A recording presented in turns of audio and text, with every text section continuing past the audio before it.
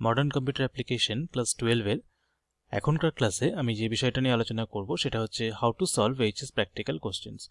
Mainly এই ক্লাসটাতে আমি HS 2019 এর যে প্র্যাকটিক্যাল কোশ্চেনটা রয়েছে সেই কোশ্চেনটা তোমাদের সামনে নিয়ে আসছি এবং কিভাবে সেই কোশ্চেনটা তোমরা সলভ করবে সেটা স্টেপ বাই স্টেপ দেখিয়ে দিচ্ছি। এখানে যে প্রশ্নপত্র তোমরা দেখতে পাচ্ছ এটা হচ্ছে 2019 modern computer application new syllabus practical question. দেখো, এই যে প্র্যাকটিক্যাল কোশ্চেনটা প্রত্যেক বছর এরকম কোশ্চেনই আসে। এখানে 2019-এর প্রশ্ন রয়েছে, এছাড়াও 2017-এর প্রশ্ন রয়েছে এবং 2015-এর প্রশ্নও রয়েছে। আমি দুটো প্রশ্ন নিয়ে এখন আলোচনা করব, সেটা হচ্ছে 2015 এবং 2019। এই প্রত্যেকটা প্রশ্ন কিন্তু একই ফরম্যাটে থাকে, অর্থাৎ একই ফরম্যাট বলতে 3 ঘন্টা টাইম থাকে, ফুল মার্কস থাকে 30। এখানে কিছু ইনস্ট্রাকশন দেওয়া রয়েছে। স্পেশালি যে ইনস্ট্রাকশনগুলো এখানে রয়েছে তার মধ্যে যেগুলো দেখতে হবে সেটা হচ্ছে মোট দুটি বিভাগ রয়েছে যেখানে প্রতিটি বিভাগে 4টি করে প্রশ্ন রয়েছে। তোমাকে প্রতিটি বিভাগ থেকে একটি করে প্রশ্নের উত্তর দিতে হবে। এটা যেহেতু 2019-এর প্রশ্ন, সেখানে প্র্যাকটিক্যালে কিন্তু তোমাদের আগে ছিল হচ্ছে এক্সেল এবং অ্যাক্সেস, তার সাথে ছিল হচ্ছে HTML। কিন্তু এখন অর্থাৎ 2022-এ যে এইচএস পরীক্ষার প্র্যাকটিক্যাল তোমরা দেবে সেখানে কিন্তু অ্যাক্সেস নেই, অর্থাৎ এক্সেল এবং HTML। এবং সেই প্রতিটা প্রশ্ন কিন্তু তৈরি হবে তোমাদের নিজেদের স্কুলে, তোমাদের যে নিজেদের টিচাররা রয়েছেন তারা তৈরি করবেন। সেক্ষেত্রে তোমরা প্রথম বিভাগ থেকে অর্থাৎ এক্সেল থেকে 4টে প্রশ্ন পাবে এবং দ্বিতীয় যে বিভাগ রয়েছে অর্থাৎ HTML সেখান থেকে 4টে প্রশ্ন পাবে। সেকেন্ড যে ইনস্ট্রাকশন রয়েছে সেখানে হচ্ছে তুমি মেশিনে যে সকল কাজগুলি করেছো তার সকল ধাপগুলি তোমার উত্তরপত্রে লিখবে, অর্থাৎ প্রত্যেকটা স্টেপ তোমাকে খাতায় লিখতে হবে। যে স্টেপগুলো তুমি করছো সেই স্টেপগুলো খাতায় লিখতে হবে। যদি সম্ভব হয়, থার্ড ইনস্ট্রাকশন, যদি সম্ভব হয় তাহলে প্রয়োজনীয় ফাইলগুলির প্রিন্ট নাও, অন্যথা প্রয়োজনীয় ফাইল সহ আংশিক ডেটা ইনপুট এবং আউটপুট তোমার উত্তরপত্রে লেখো। যদি তোমাদের স্কুল থেকে প্রিন্ট আউট প্রোভাইড করা হয় তাহলে তোমরা সেই প্রিন্ট আউটটা ওই যে প্র্যাকটিক্যালের কোশ্চেনটা সলভ করছো খাতায় তার সঙ্গে অ্যাটাচ করে দেবে, অথবা যদি প্রিন্ট আউট সাবমিট করা দেওয়া না হয় তাহলে পরে তোমরা কি ডেটা ইনপুট দিচ্ছ এবং কি আউটপুট পাচ্ছ তার একটা ছোট এক্সাম্পল যা কম্পিউটারে করেছো তার একটা স্ক্রিনশট যেমন তোমরা নাও সেরকমভাবেই স্ক্রিনে যা যা দেখতে পাচ্ছ তার কিছু অংশ খাতার মধ্যে লিখবে এবং প্রয়োজনীয় যথার্থ গ্রহণযোগ্য যুক্তিগুলি যদি কিছু থাকে লিপিবদ্ধ করতে হবে। এই ইনস্ট্রাকশন প্রতি বছরের জন্য থাকে, এবছরের জন্য থাকবে। ইনস্ট্রাকশনটা ফলো করে তোমাদের কাজ করতে হবে। এবারে আমি আসছি প্রশ্নের মার্কসে। দেখো, প্রথমে দেওয়া আছে for practical examination 15 marks and for project work laboratory copy and 5 hours হচ্ছে 15 মার্কস। এই প্রজেক্ট ওয়ার্ক সম্পর্কে আমি আগে আলোচনা করেছি, তাই 15 নম্বরে যাচ্ছি না। প্রথমটা হচ্ছে প্র্যাকটিক্যাল এক্সামিনেশন 15 মার্কস। এবার এই 15 মার্কসের মধ্যে ফার্স্ট কোশ্চেনটায় আমি আসছি। এই প্রশ্নটা, এটা হচ্ছে 2019-এর প্রথম কোশ্চেন, বিভাগ ক। এখানে 10 নাম্বার পাবে। তোমাদের 2022-এও এরকম 10 নাম্বারের প্রশ্নই থাকবে। দেখো, এখানে যেটা রয়েছে সেটা হচ্ছে একটা এক্সেলের কোশ্চেন দেওয়া রয়েছে। বলা রয়েছে কি যে নিম্নলিখিত প্রশ্নগুলি থেকে যে কোনো একটি প্রশ্নের উত্তর দাও। আমি এই 1 নম্বর প্রশ্নটা নিয়ে এখনকার ক্লাসে আলোচনা করব, পরবর্তী ক্লাসে আবার অন্য এক্সেলের কোশ্চেন নিয়ে আলোচনা করব। দেখো, প্রথমে কি রয়েছে, বলছে গত বছরের মোট উৎপাদনের উপর ভিত্তি করে নিম্নলিখিত তথ্য ব্যবহার করে MS এক্সেলে একটি পাই চার্ট তৈরি করো। অর্থাৎ এখানে কিছু টেবিল দিয়েছে, এক্সেলে তৈরি করার মতো টেবিল দিয়েছে। এই যা ডিজাইন বলা আছে ঠিক এরকম একটা জিনিস এক্সেলে বানাতে হবে এবং লাস্টে বলেছে যে MS এক্সেলে একটি পাই চার্ট তৈরি করো। কিসের উপর ভিত্তি করে? অর্থাৎ নিম্নলিখিত তথ্যের উপর ভিত্তি করে। এই যে তথ্যটা দেওয়া রয়েছে সেই তথ্যের উপর ভিত্তি করে গত বছরের মোট উৎপাদনের উপর, অর্থাৎ লাস্ট ইয়ারের যে প্রোডাকশনটা হয়েছে তার উপরে ডিপেন্ড করে একটা পাই চার্ট বানাতে হবে এবং এই পুরো জিনিসটা আমাদের তৈরি করতে হবে। তাহলে আমরা কিভাবে করব সেটা দেখার আগে যেটা আমি তোমাদেরকে আরেকবার দেখাতে চাইছি সেটা হচ্ছে এই প্রশ্নটা 2019-এর, ঠিক 2015-এর প্রশ্নটা আমি ওপেন করছি। যদি এই প্রশ্নটা আমি একটু নিচের দিকে যাই তাহলে দেখতে পাবো যে বিভাগ কয়ের যে প্রথম প্রশ্নটা রয়েছে, দেখো একেবারে সেম কোশ্চেন। অর্থাৎ এই যে প্রশ্নটা এটা 2019-এর 15-এর প্রশ্ন, আর এই যে প্রশ্নটা আমি তোমাদের দেখালাম এই প্রশ্নটা হচ্ছে 2019-এর প্রশ্ন। তাহলে এখানে দেখো অ্যাপেলস, ব্যানানাস, ম্যাঙ্গোস, গ্রেপস আছে এবং তার ভ্যালু যেগুলো আছে ঠিক একদম এখানেও অ্যাপেলস, ব্যানানাস, ম্যাঙ্গোস, গ্রেপস এবং ভ্যালুগুলোও কিন্তু একেবারে সেম টু সেম দেওয়া আছে, কোনো কিন্তু পার্থক্য নেই। তাহলে বুঝতে পারছো কোশ্চেন কীরকমভাবে রিপিটেশন হয়, অর্থাৎ একটা বছরের কোশ্চেন প্র্যাকটিস করলে তার অল্টারনেট যে বছরগুলো আছে সেই বছরগুলোতে কিন্তু কোশ্চেন কমন পাওয়ার সুবিধা বা সুযোগ এখানে রয়েছে। অল্টারনেট বছরে না এলেও তার পরবর্তী বছরে কিন্তু একই কোশ্চেন আসছে বা এসেছে আগে। তোমাদের চেষ্টা করতে হবে এগুলো ভালো করে সলভ করা। তাহলে আমি ফার্স্টে এটাকে সলভ করছি MS এক্সেল ব্যবহার করে। তোমাদের বোঝার সুবিধার জন্যে আমি এখানে প্রশ্নটা এবং এক্সেলের স্ক্রিনটা পাশাপাশি ওপেন করে নিয়েছি। এবার এখানে প্রশ্নটা যা বলা আছে ঠিক সেই জিনিসটা আমি এক্সেলে বানাবো। দেখো প্রথমেই এখানে বলা আছে production analysis, production in tonnes, এই কথাটা বলা আছে। এখানে কিন্তু তিনটে সেলকে পরপর মার্জ করা আছে, কারণ নিচে একটা ছক রয়েছে বা একটা টেবিল রয়েছে যেখানে তিনটে কলাম রয়েছে আর 1 2 3 4 5টা রো রয়েছে। তাহলে একদম প্রথম যে সেলটা আছে A1, এই সেলটায় আমাদের লিখতে হবে হচ্ছে প্রোডাকশন অ্যানালাইসিস।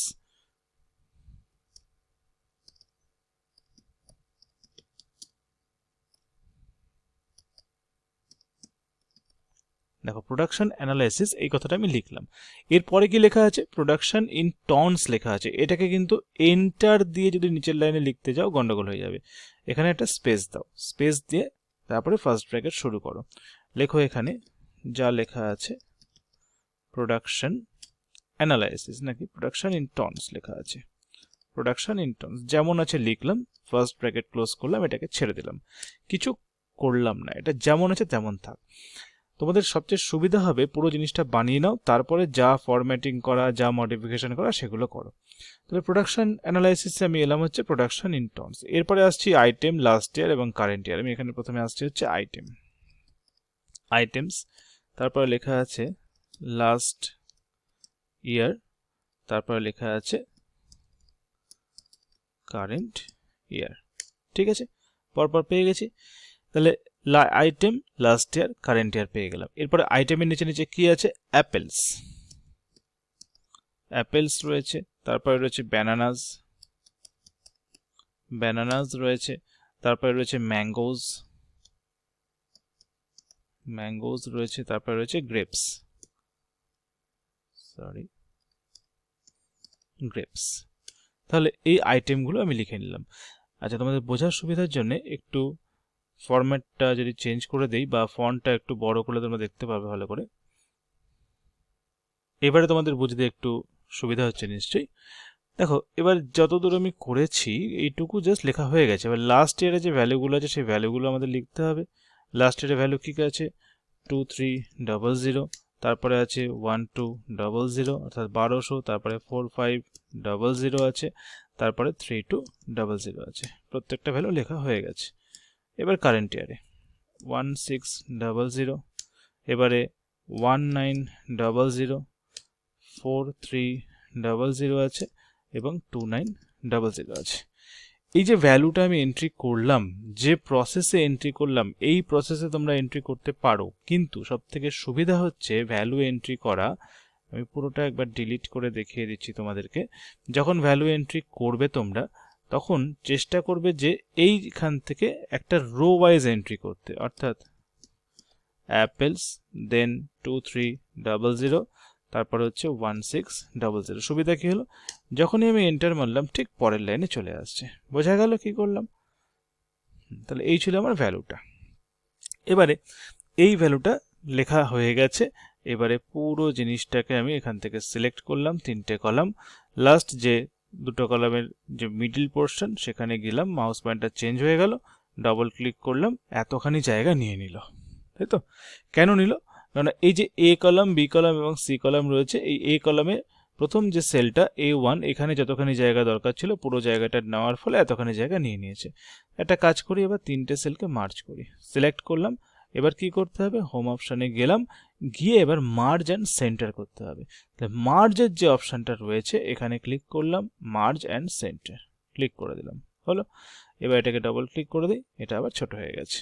এবার দেখো প্রোডাকশন ইন টনসটা কিন্তু দু লাইনে আসেনি, তার জন্য কি করতে হবে? আমাদের র্যাপিং অপশানে যেতে হবে। র্যাপিং অপশানে যদি আমরা যাই তাহলে এটা কিন্তু দু লাইনে আমি পেয়ে যাব। ঠিক আছে, তাহলে আমি এখানে গেলাম, দেখো এখানে কি লেখা আছে? Rap text. র্যাপিং অপশানটা আমি অন করেছি। এবারে এই যে অংশটা আছে, এই 1 আর 2 এর মাঝখানে যে মাউস পয়েন্টারটা নিয়ে যাওয়ার সঙ্গে সঙ্গে মাউস পয়েন্টার চেঞ্জ হলো, এখানে আমি ডবল ক্লিক করলাম। কিছু এফেক্ট দেখতে পাচ্ছি? পাইনি। কেন পাইনি? না এখানে স্পেস দিয়ে একটু বাড়াতে হবে, স্পেস দিয়ে গ্যাপিংটা বাড়িয়ে দাও। দেখো নেমে গেছে 2 লাইনে। এবার এখানে আসো, ডবল ক্লিক করো, করে এটাকে একটু টেনে দাও। যদি ডবল ক্লিকে না নেয় তাহলে এটাকে টেনে দাও। প্রোডাকশন ইন টন, বুঝতে পারলে কিভাবে এলো? Production in ton. ডবল ক্লিকে যদি এখানে না নেয়, সঙ্গে সঙ্গে ডবল ক্লিকে যদি সিঙ্গেল লাইন নিয়ে নিয়েছে, সঙ্গে সঙ্গে এটাকে ধরে ডবল লাইনের সাইজে টেনে দাও। Production analysis production in ton, বুঝতে পারলে কিভাবে হলো? এবার কি দিতে হবে? বর্ডার দিতে হবে। সিলেক্ট করো পুরোটাকে, সিলেক্ট করে বর্ডার অপশনে যাও। এখানে বর্ডার অপশন রয়েছে, এই হচ্ছে বর্ডার অপশন, অল বর্ডার দিয়ে দাও। অল বর্ডার হয়ে গেছে। এবারে খেয়াল করে দেখো এই আইটেমসগুলো রয়েছে, এই প্রত্যেকটা আইটেমস কিন্তু ইটালিক স্টাইলে রয়েছে, ইটালিক। তাহলে সিলেক্ট করো, সিলেক্ট করে ইটালিক করে দাও। আইটেম ডিজাইন যেমন ছিল চেঞ্জ হয়ে ইটালিক হয়ে যাবে, সঙ্গে সঙ্গে ইটালিক হয়ে গেছে। প্রত্যেকটা জিনিস কিন্তু সেলের মিডিলে আছে। এখানে item, last year, current year, সেলটা ঠিক মিডিল ওয়াইজ আছে। তাহলে সবটাকে সিলেক্ট করো, সিলেক্ট করে এখান থেকে সেন্টার করো। দেখো সব সেন্টারে চলে এসছে। তাহলে আমাদের যা করতে বলেছিল সেই জিনিসটা কিন্তু হয়ে গেছে। একটা ছোট্ট অংশ শুধু বাদ রয়েছে, সেটা হচ্ছে গত বছরের মোট উৎপাদনের উপর ভিত্তি করে একটা পাই চার্ট বানাতে বলেছে। তাহলে গত বছরের মোট উৎপাদন হচ্ছে এইটুকু, আমাদের চার্ট বানাতে হবে, পাই চার্ট, তাই তো? তাহলে প্রোডাকশন অ্যানালাইসিস তার আইটেম এর লাস্ট ইয়ারের উপর ডিপেন্ড করে হচ্ছে একটা পাই চার্ট। সিলেক্ট করলাম, ইনসার্টে গেলাম, সেখান থেকে column chart, line chart, pie chart রয়েছে, পাই চার্টে এলাম, 2D পাইতে আসছি, 2D পাইতে ক্লিক করলাম। লাস্ট ইয়ারের উপর বেস করে পাই চার্ট চলে এলো। আমি স্ক্রিনটাকে ফুল স্ক্রিন করে দিচ্ছি। এই হচ্ছে আমার পাই চার্ট চলে এসছে। কোথায় আমার ডেটাটা? আমার ডেটা আছে হচ্ছে ঠিক এর ব্যাক সাইডে। এই হচ্ছে আমার ডেটা, আর এই হলো আমার পাই চার্ট। দেখো লাস্ট ইয়ারে রয়েছে অ্যাপেলস, ব্যানানাস, ম্যাঙ্গোস এবং গ্রেপস, তাদের উপর ডিপেন্ড করে পুরো পাই চার্টটা চলে এসছে। তাহলে যেটা আমার প্রশ্নে বলেছিল সেটা হচ্ছে এই জিনিসটা, অর্থাৎ প্রশ্নে বলেছিল যে গত বছরের মোট উৎপাদনের উপর ভিত্তি করে নিম্নলিখিত তথ্য ব্যবহার করে এমএস এক্সেলে একটি পাই চার্ট তৈরি করো। এই হচ্ছে আমার তথ্য, সেই তথ্য আমি এখানে বানিয়েছি, তথ্যটা লিখেছি, যেমন ছিল তেমনই বানিয়েছি, আর এখানে পাই চার্টটা পেয়ে গেছি। এবার 2015 প্রশ্নটা একটু যাই। দেখো এখানে কিন্তু আউটসাইডে কোনো রো নাম্বার বা কলাম নাম্বার দেওয়া নেই। 15 প্রশ্নে যাই। 15 প্রশ্নে খেয়াল করো, এ বি সি এবং 1 2 3 4 5 6 অবধি কিন্তু রো, কলাম নাম্বার এবং রো নাম্বার দেওয়া রয়েছে। অর্থাৎ কোন জায়গাটায় করতে হবে সেই পজিশনটাও কিন্তু এখানে বলা রয়েছে। 2019 প্রশ্ন আমি পুরো শিটের মধ্যে যে কোনো জায়গায় করতে পারি, কিন্তু 2015 প্রশ্ন আমাকে ঠিক এই এ বি সি যে সেলটা রয়েছে, যে কলামটা রয়েছে, তার A1 থেকেই কাজটা কিন্তু শুরু করতে হবে, যেটা কিন্তু এখানে আমি A1 থেকেই করেছি। এখানে করলে কোনো অসুবিধা নেই। অ্যাকর্ডিং টু 2015 কোশ্চেন করতে গেলে কিন্তু অবশ্যই এখান থেকেই করতে হবে। যদি 2019 কোশ্চেন দেখি এখানে কেন, যে কোনো জায়গায় আমি করতে পারি। তাহলে এই হয়ে গেল আমার টেবিলটা। এই টেবিলটা থেকে এই পেয়ে গেলাম হচ্ছে লাস্ট ইয়ারের যে পাই চার্ট সেটা। তাহলে এইটুকু হচ্ছে তোমাদের কাজ, এই জিনিসটা বানাতে হবে, খুবই সোজা এগুলো। এবার এটা বানানোর পরে যা দেখতে পাচ্ছি স্ক্রিনে সেটাকে আমাকে প্রিন্ট করতে হবে। প্রিন্ট করতে গেলে কি করব? অফিস বাটনে যাব, সেখান থেকে প্রিন্টে আসব, প্রিন্ট অপশন রয়েছে, কুইক প্রিন্ট রয়েছে, প্রিন্ট প্রিভিউ রয়েছে। সব থেকে বেটার হচ্ছে প্রিন্ট করার আগে একটা প্রিন্ট প্রিভিউ দেখে নেওয়া। আমি যখন প্রিন্ট প্রিভিউতে ক্লিক করলাম, দেখো A4 সাইজের যে পেজ রয়েছে তার মধ্যে কিরকম দেখাবে বা পজিশন কি হবে পুরো ব্যাপারটা এখানে আমি দেখতে পাচ্ছি। কিছুটা কেটে গেছে, তাহলে চেষ্টা করতে হবে যাতে কেটে না যায়, তাহলে এটাকে ছোট করে নিতে হবে যাতে কেটে না যায়। এই যে ডটেড লাইনটা তোমরা খেয়াল করতে পারছো নিশ্চয়ই, আমি দেখিয়ে দিচ্ছি একবার, এটা ছোট করলেই পেয়ে যাব। আমি এটাকে ছোট করে দিচ্ছি আর একটু। দেখো ডটেড লাইনটা এসছে, এই ডটেড লাইনটা হচ্ছে A4 শিটের বাউন্ডারি লাইন। তাহলে A4 শিটের মধ্যে আমি রাখতে চাইছি, এটাকে আরেকটু বড় করলেও হবে, কোনো অসুবিধা নেই। এবারে আমি চলে যাচ্ছি হচ্ছে এখান থেকে প্রিন্ট অপশানে, সেখান থেকে প্রিন্ট প্রিভিউ। তাহলে প্রিন্ট প্রিভিউ যখন যাচ্ছি, সরি এটা সিলেক্ট করা ছিল, দ্যাটস ওয়াই এরকম দেখাচ্ছে। এখান থেকে আমি আসছি হচ্ছে প্রিন্ট, সেখান থেকে প্রিন্ট প্রিভিউ। দেখো এবার কিন্তু একদম ক্লিয়ারলি শো করছে। এবার এখান থেকে তোমরা প্রিন্ট করে দেবে। প্রিন্ট করলে খুব সহজেই যে প্রিন্টারটা চুজ করবে সেই প্রিন্টারের নাম দিয়ে ওকে করবে। আমার এখানে ক্যানন LBP রয়েছে তাই নাম চলে এসছে। তোমরা তোমাদের পছন্দ মতো যে কোনো প্রিন্টারের নাম চুজ করে ওকে করবে, তাহলেই কিন্তু এটা হয়ে যাবে। আর হয়ে যাওয়ার পরে কি করতে হবে? এই স্টেপগুলো খাতায় লিখে ফেলতে হবে। নিশ্চয়ই তোমরা বুঝতে পারলে কিভাবে হলো। নেক্সট ক্লাসে আমরা এর পরবর্তী যে কোশ্চেনটা রয়েছে সেই কোশ্চেন সম্পর্কে আলোচনা করব।